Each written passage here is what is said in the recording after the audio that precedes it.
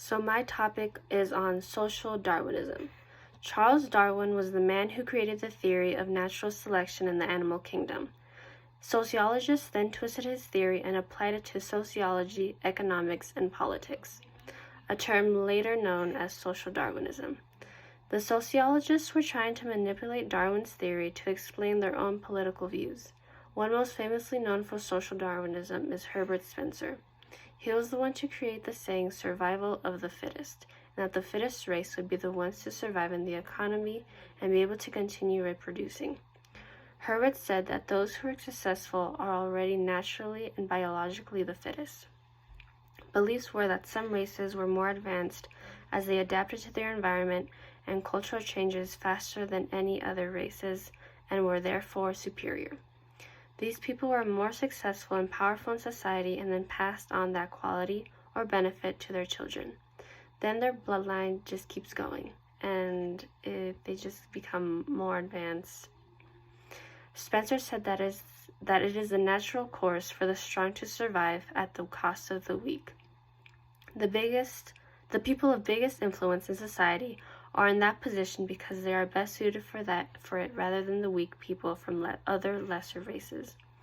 Herbert Spencer argued that it did not do well to disrupt this balance and to let the weaker people suffer, basically telling the government not to aid those who needed it because they do not have that advantage of being strongly culturally adaptive.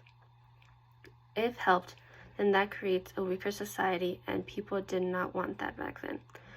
Many other sociologists felt strongly about natural inferiority and believed poverty was already set in stone for those people and should be rid out of society. There was this woman named Margaret who lived in New York, and Spencer used her as an example to support his theory of social Darwinism. She had received government help so she could get by in life. He went as far as to calling her a gutter child and calling her descendants to be idiots, imbeciles, drunkards, lunatics, paupers, and prostitutes, all for needing some help from the government. Surprisingly enough, people believed this idea, and they began sterilizing people until the 1970s. It was mostly targeted at women, minorities, and immigrants. During the Second Industrial Revolution, many immigrants came to the United States, and white Americans viewed them as inferior. They were more likely to speak less English and not to be a Protestant, which in white Americans' eyes was not good.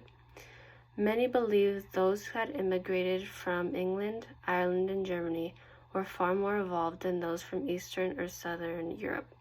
This theory also fueled the Spanish-American War, as it gave justification to American imperialism. People from Cuba, Puerto Rico, and Philippines were seen as backwards people, and it was necessary for Americans to bring advanced civilization to them. When World War II happened, social Darwinism was seen as being in support of Nazi racial propaganda and was thus eliminated. Now, biological sciences have completely disregarded this theory.